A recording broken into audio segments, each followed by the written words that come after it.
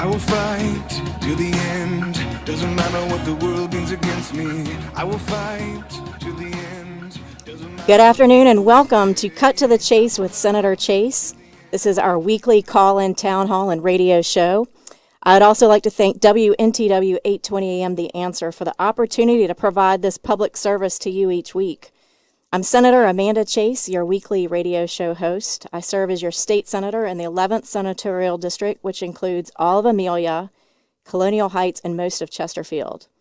I am not a radio personality. I'm doing this for you because I think it's important as an elected official to be transparent and to answer your questions. And I know some of you all may not be able to make it to Richmond, so give us a call. We'll have that number for you. It's 804-454-1366. My office is in Richmond, not D.C., by the way, where I meet with constituents in our district each Tuesday and Thursday while we're out of session. In session, which starts in just a couple weeks, January, I'm in my office 5 days a week, so give us a call. Many of the topics that we will address and have addressed on the show are issues that constituents have brought to my attention. And once again, if you have a question about today's topic, I invite you to call in. The number is 804-454-1366, and we're going to do our best to answer your question on the show. So today we're going to be discussing, I have in my studio today, I have Dan Weekley, who is the Vice President of Corporate Affairs for Dominion Power.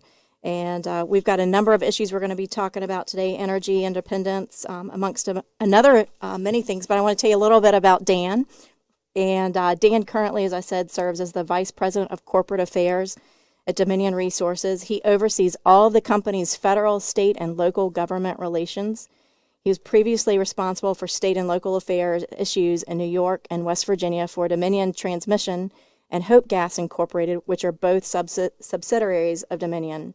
He serves on numerous boards in New York, Massachusetts, and Connecticut, including the New England Energy Alliance in Massachusetts. He's a member of the Board of Trustees of the West Virginia chapter of the National Conservancy and the Board of Directors of the Greater Richmond Partnership. What I love most about Dan, he has a degree in finance. Well, there are many things to like about him, but I really like that because we both share that.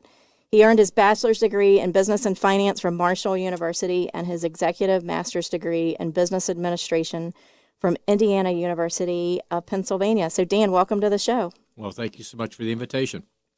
So let's just talk a little bit. Tell us how long you've been with Dominion. So I've actually been in the energy industry my whole career. I came to Dominion in 1999. Dominion acquired the company that was previously with, a company called Consolidated Natural Gas, which was headquartered out of Pittsburgh, and I joined them in 1989. So if you do the math, I've been in the energy business for about 27 years now. So you probably know a little something about energy today.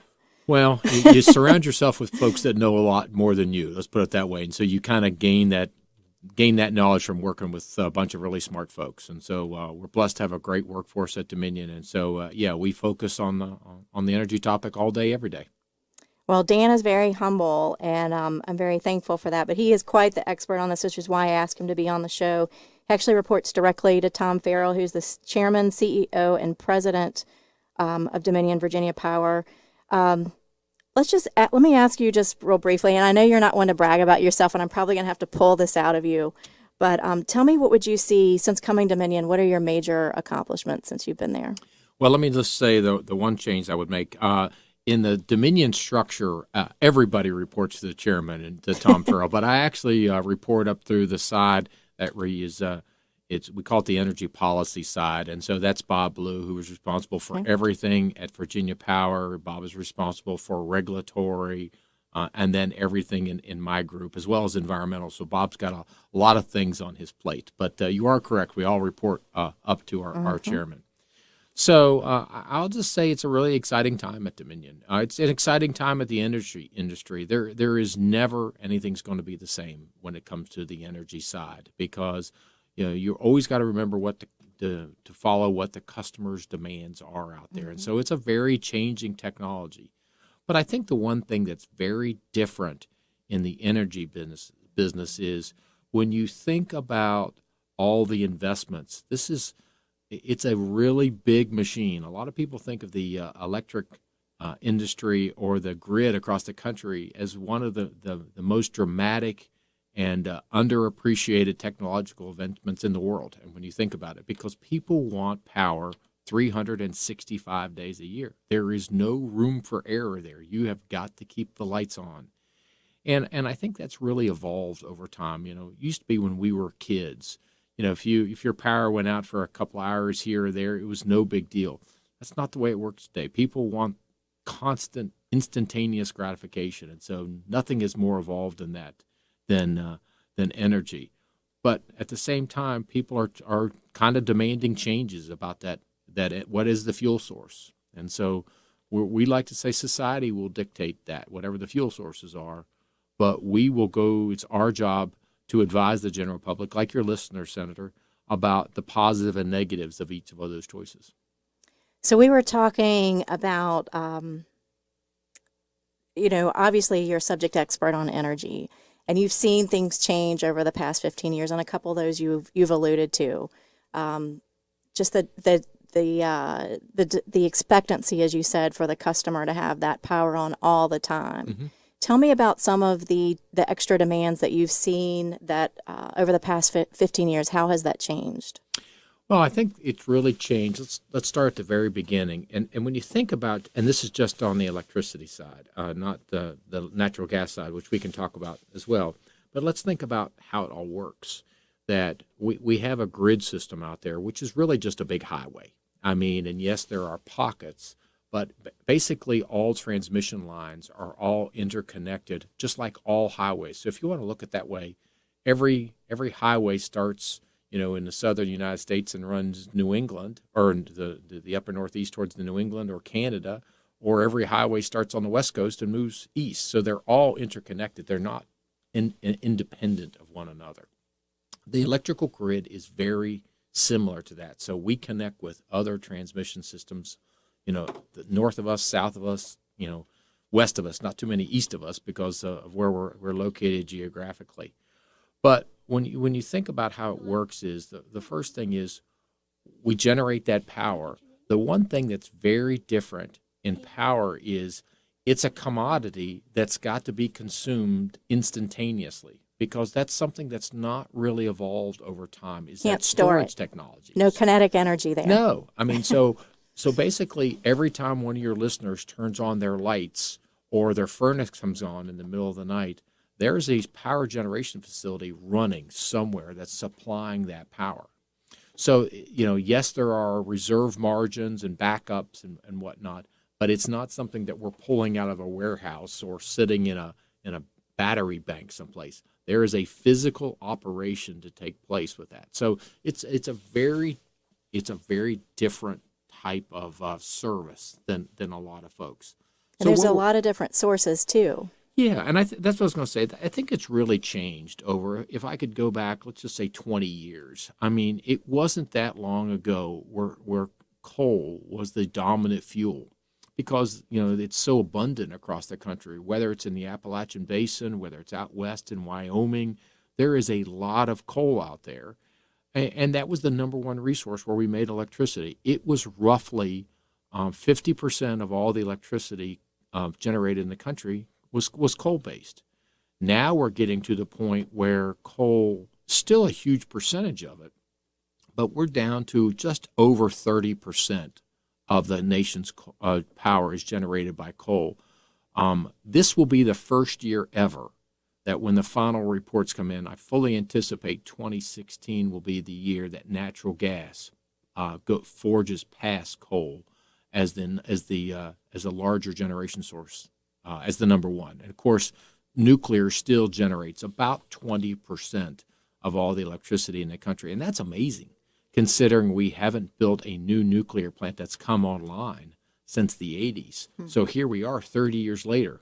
But, nuclear is such a wonderful source. It's basically the backbone of the system. Now, do you have any concerns about nuclear energy in general? I know a lot of constituents out there, the second you start talking about alternative forms of energy, sometimes there are fears that they may have associated with those. With natural gas, you hear the stories in the news. Tell us a little bit your thoughts about that. Well, I'll take your first question first, if that's okay. My concerns with nuclear, my concerns is how much nuclear costs on the front end. But my bigger concern is how do we build more nuclear long term? Because if you're really looking at energy independence for our country, if you're looking for energy security, if you're concerned about overall climate, you have got to have nuclear. It has got to be, and will continue to be the largest piece of that. So how do we finance and build those plants? But, I mean, you're talking facilities that will provide benefits to ratepayers for 60, probably 80 years. I mean, it is amazing and safe technology. Okay, Dan Weekley, thanks for being on the show. We'll be back in a few minutes. Be thinking of your questions. You've got 4 minutes to think of them, so write them down.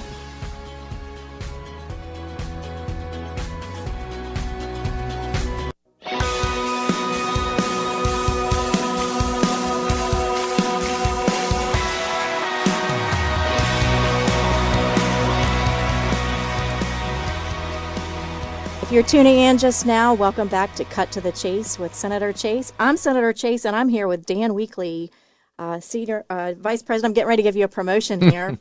Vice President of Corporate Affairs. You'll take a promotion, won't you? Everybody will take a promotion. That's awesome. So let's just talk a little bit. You know, we were talking about energy, and, you know, it's important. As finance people, we believe in diversification, have multiple sources of energy. And you're talking about the importance of nuclear for us to have complete energy independence ultimately someday.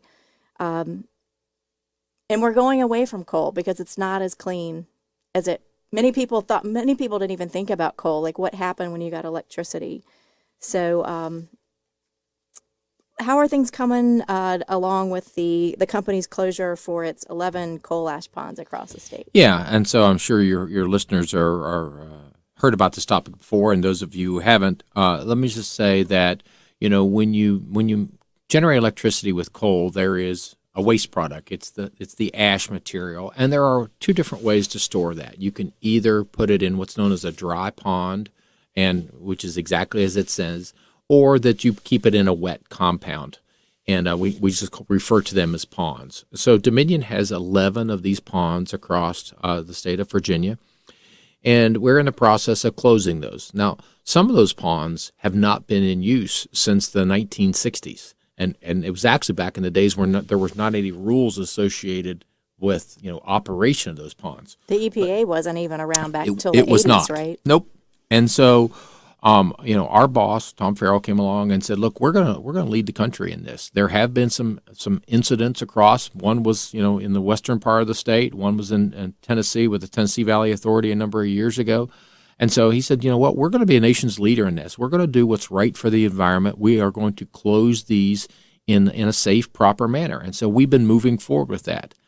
To be candid with you, we underestimated it. We thought the public would like that. As we went through the process, because the process always starts when you have a wet pond. It all starts the same way. You've got to basically treat and release the water. No matter what you want, the closing technique you want to use, you've got to deal with the water. So when you go through the dewatering process, you know, all that water is treated. It is then, you know, discharged into the James River, as an example. There's multiple layers of testing. All that information can go out, and you can go onto the DEQ website and see exactly what the chemical composition of that water is.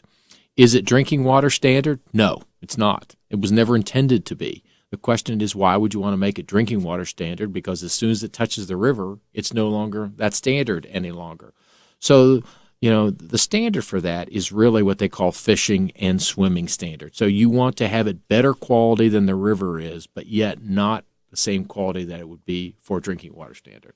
So our current plan is to have 10 of the 11 ponds closed.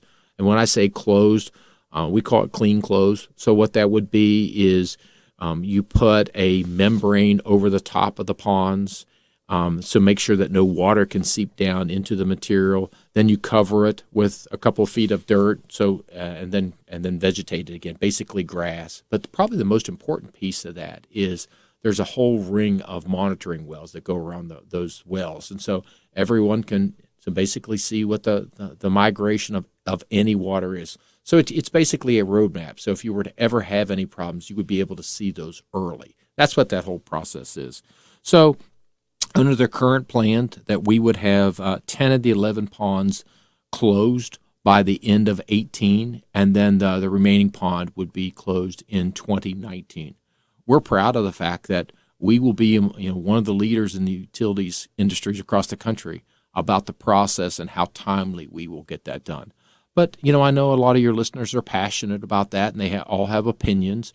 We are working our way through that. But at the end of the day, we are going to close those ponds in the manner that the federal government and the DEQ requires us to.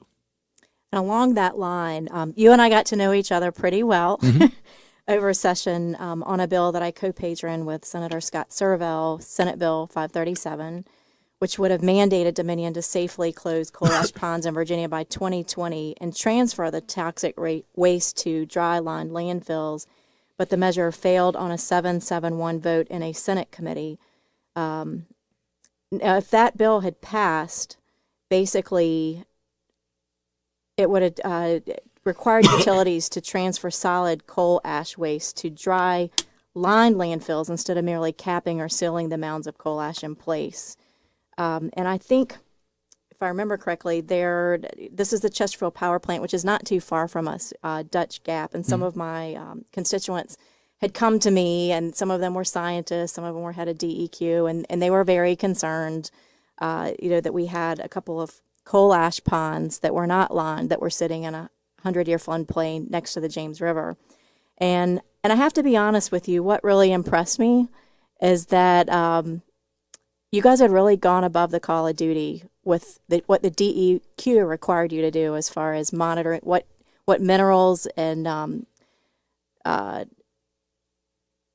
what am I trying to say? Hard metals Constituents. that you all monitor. Y'all actually go above and beyond what the DEQ requires. So I know you said at some point, I think even the DEQ was upset with you all because y'all did better than what they wanted you to do. And it actually built for me a trust relationship, because I felt like anytime someone goes above and beyond what they're required to do, I think that says something about a company, which, I remember when my constituents brought this to me, I was pretty, upset about it. And I thought, I really want to do everything I can to protect my constituents, make sure that this is being taken care of. But as I got to know you all, and I appreciate y'all meeting with my constituents, I think we had 5 or 6 tours and done extensive talking with my constituents who are scientists and your scientist who knew far more. It was just incredible,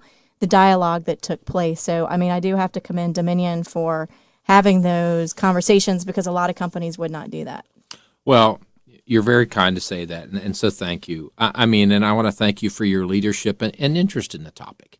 As I said previously, look, we're a very heavy regulated company that's regulated on multiple levels. But you know what we do, as our regulators tell us, our job is to tell the general public and elected officials, the positive and negatives. Yes, I certainly remember that bill. But everything in life is a balance. And if you want to look at it, to take that material out of those 11 ponds, we're talking more than 1 million truckloads of material that's going across our highways, going to landfills. It would take years longer than our current plan and costs exponentially more money. And one of the things that the DEQ and others need to decide is, well, what's the health risk? What's the benefit to doing that? Are you doing it for some reason, or are you doing it because others want you to do it? And I don't mean that in a bad way, but again, everything in life is a balance. What do you hope to accomplish at the end of the day? So, we're going to follow what the elected officials' lead is and what the regulators say. Right, and as we both agree, there's a cost-benefit analysis to everything. We have to provide electricity at an affordable price, which we can talk more about when we get back. But the thing that was glaring to me is 1.6 million truck trips from all 4 sites to the landfill creates an environmental exposure concern. So we'll talk about that. Stay tuned. We'll be back in 4 more minutes.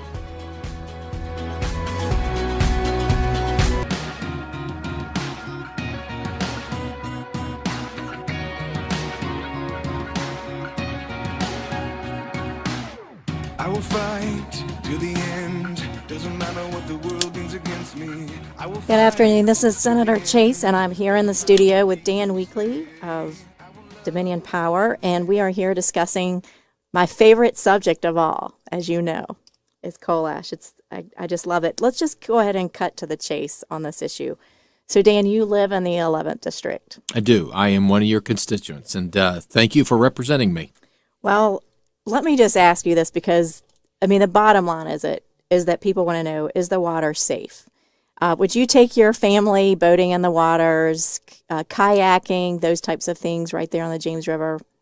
Absolutely. And thank you for the question. You know, I think that's one of the things. I truly appreciate people's passion for preserving the environment.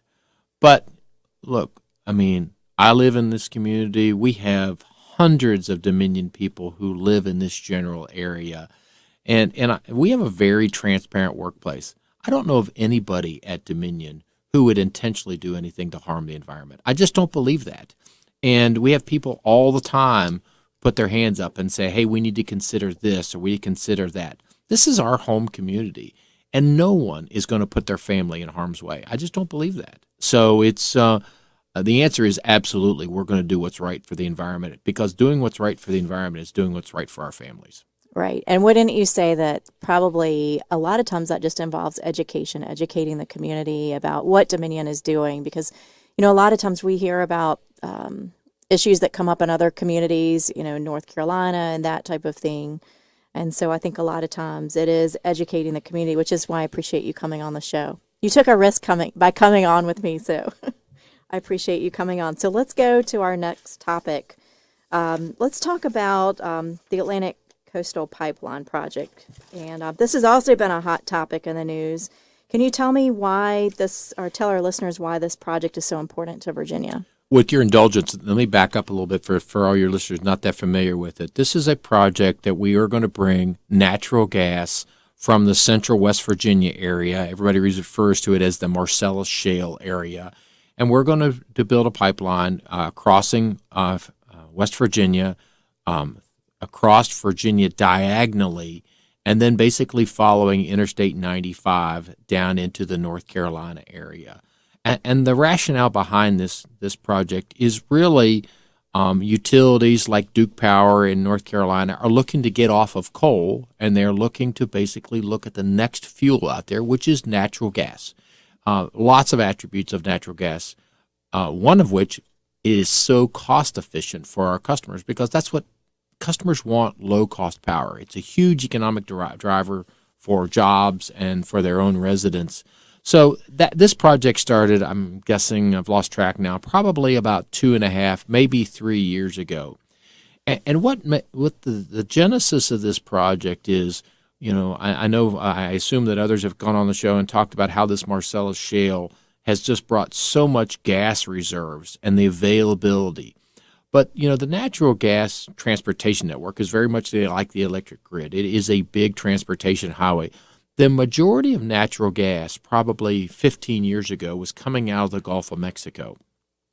And the pipelines were all heading, you know, what directions from the Gulf? They're all heading almost directly to New England through the Appalachian Basin, or they were heading east down towards the Florida area. Regrettably, Virginia, North Carolina area, we were kind of in a donut hole. There were not a lot of transmission-style natural gas pipelines heading from the mid-Atlantic south. And so when our partners all joined together, and there are multiple partners in the project, of which Dominion is the lead partner, they were wanting to buy natural gas, what I'll call directly from the factory or the warehouse. And that is the genesis of the project. The majority of the project customers have already signed up for in long-term contracts. Now, that's not to say that there's not additional gas in that pipeline for economic development benefits all along the pipe. So we've been working at this for about, like say, multiple years now. It is a very long and arduous process because, first of all, you want to deal with the people that are impacted personally. So as you work through that. But for 600 miles, the lead agency on this is the Federal Energy Regulatory Commission. They are the ultimate decision maker. And the first thing that you have got to prove to the FERC is that the project, is in the public's best interest. So you've got to prove that it basically is in the best interest of all all folks along the route and broader than that. So we're in that process right now. But I know you like to talk about regulations. Think about it this way. So far, we've submitted 98,500 pages of material to the FERC and more than 50,000 pages of environmental studies. So we're about 150,000 pages to our federal regulator as we work to get all approvals necessary for this project. Awesome. Stay tuned. We'll be right back.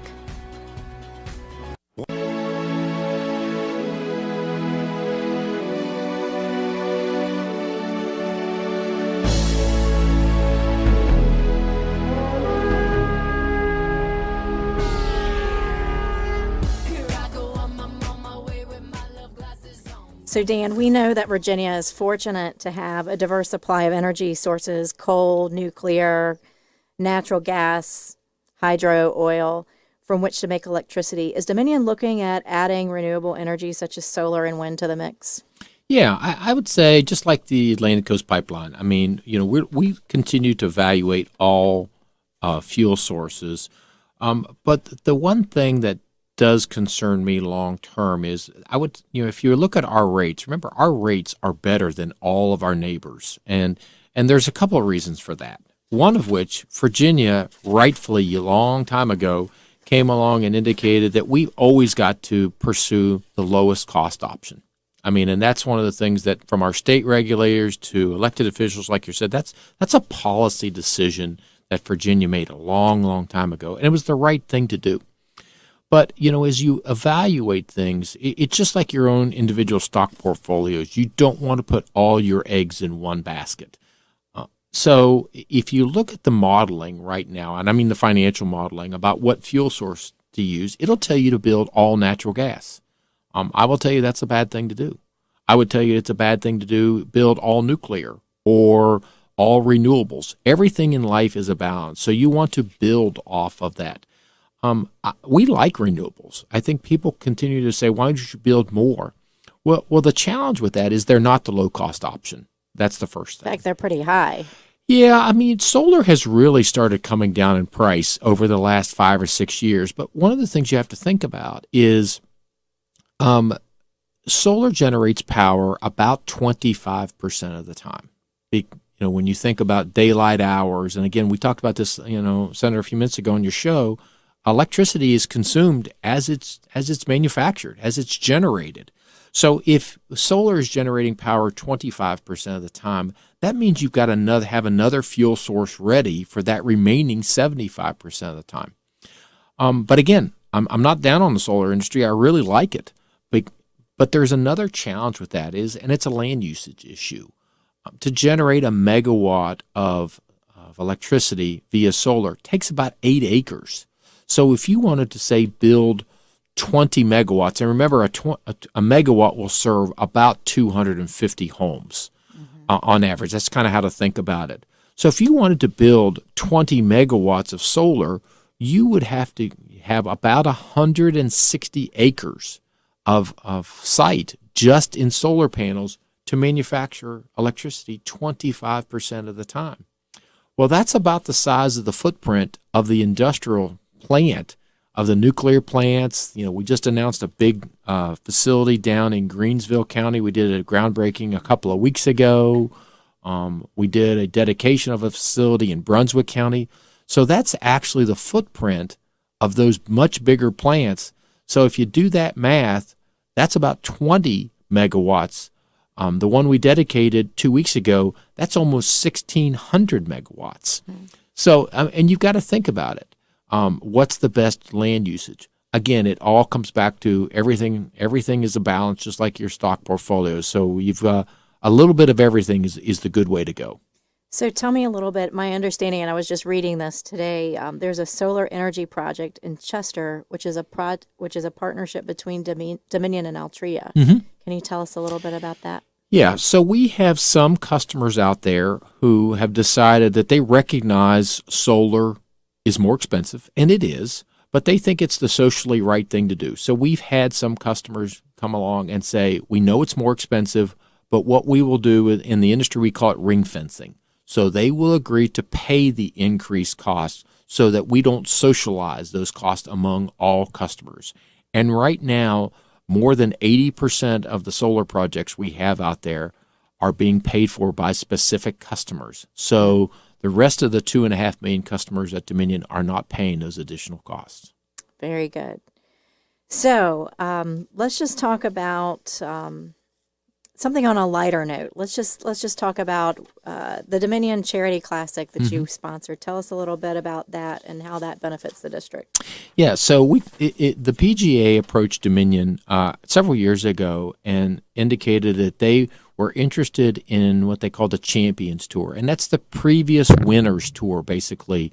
That they were doing a 3-round playoff around the country. And they thought that Virginia, specifically Richmond, would be a great place to have the tournament. So we started discussions with them. But one of the things that Dominion is very focused on is finding long-term employment for folks who come out of the military. So we thought that this was the perfect opportunity. At Dominion, we're very proud of the fact that about 20% of our new hires have a military background because it's the perfect. We see that as the perfect ingredients for a good employee for us. They learn the discipline, the hard work, the dedication, safety focus. They learned all that in the military. And it's really disappointing, the folks that leave the military that then have fall on hard times, that can't find the kind of job. So we've really been focusing on that. So we partnered with PGA to do the tournament here. I don't think it could have gone any better. I mean, there were some of the folks, and we had to turn away volunteers because we had so many people raise their hand and say, yes, that we want to help with that tournament. Just a couple of weeks ago, you may have seen that the players voted the tournament here in Richmond as the #1 tournament for the year. And considering it's just the first year, it just could not have gone any better. And we could not thank our partner, the Country Club of Virginia. They were just a fabulous partner. And I hope this doesn't come across the wrong way. We're just so proud to be a part of it and just don't think it could have gone any better. So I'm just going to throw a curve here at you talking about veterans. Dominion has done a lot of things to, I know the state, we provided incentives to hire veterans, but Dominion has been a large part of hiring veterans, if I remember correctly. I attended an award ceremony where Dominion was awarded some type of award. I'm trying to remember off I didn't plan for this, but I just remember you guys through the commercials and everything. A number of years ago, you mentioned Tom Farrell at the beginning of the show. Tom Farrell was the chairman of the National Electric Industries Association Group a number of years ago. And he kind of put his footprint on the organization, back to what I said about those folks have done so much to serve our country, and we need to take care of them. But at the same time, they take care of us and they take care of our customers. So he initiated a program called Troops to Energy. And that has taken hold across the utilities all across the country. That started with Tom Farrell and Dominion, and we are very proud of that. And that's what I indicated. About 20% of all our new hires have a military background. Stay tuned. We'll be right back for the final wrap-up of Cut to the Chase.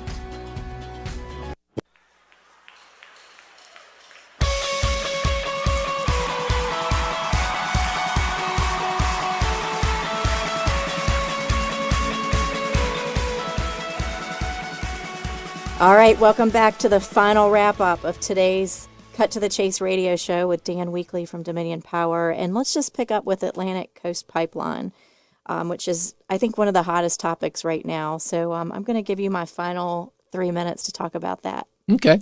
Well, we started to talk about the background of the project. We're really excited about it. The Atlantic Coast Pipeline will be, it's just a large-scale highway building a network, building gas across West Virginia, and North Carolina. But it also is its own economic development machine. So it's going to bring jobs then. It's going to bring, we do those numbers all the time about what resources will we need. we're going to need almost 9,000 construction jobs just in Virginia to build that pipeline across the state. And many of those jobs are life skill jobs. As an example, we'll need roughly 600 welders to do that work. So, if you're into the trades, being a certified welder is a life skill. And that's one of the things that we've been talking to the state. And I got to give a shout out to Governor McAuliffe and his administration. They have been rock solid behind this project. He talks about it all the time because it's a key ingredient to get it for an economic development purposes about luring jobs here.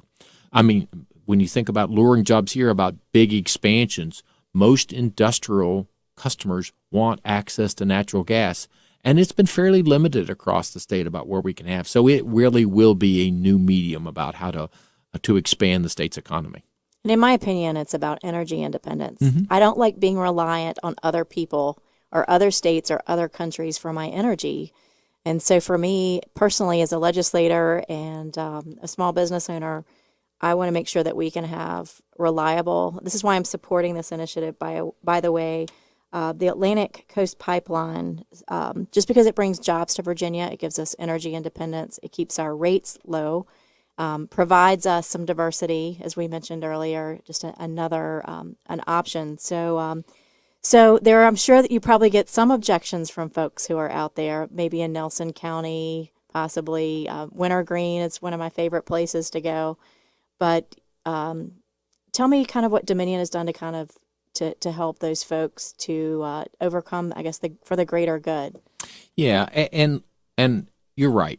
We have gotten some pockets of opposition, but we do polling all the time. As a matter of fact, the State Chamber of Commerce did a poll in the last 60 days or so, and people overwhelmingly support the project. I think their numbers were something alike in their group that they targeted for their poll. I think it was like 55% of the people endorsed the project or supported the project, and only about 29%, something in that range, opposed it. And those numbers have been pretty consistent. Absolutely. We have some areas where people have concerns about that. You mentioned the Wintergreen. When you think about the Wintergreen, and it's a beautiful area. I mean, it truly is. I think some people believe the pipeline is going to go right through Wintergreen. That's not true. I know some folks concerned about Wintergreen is there's one way in, one way out. Well, during this project, there will be one way in, one way out.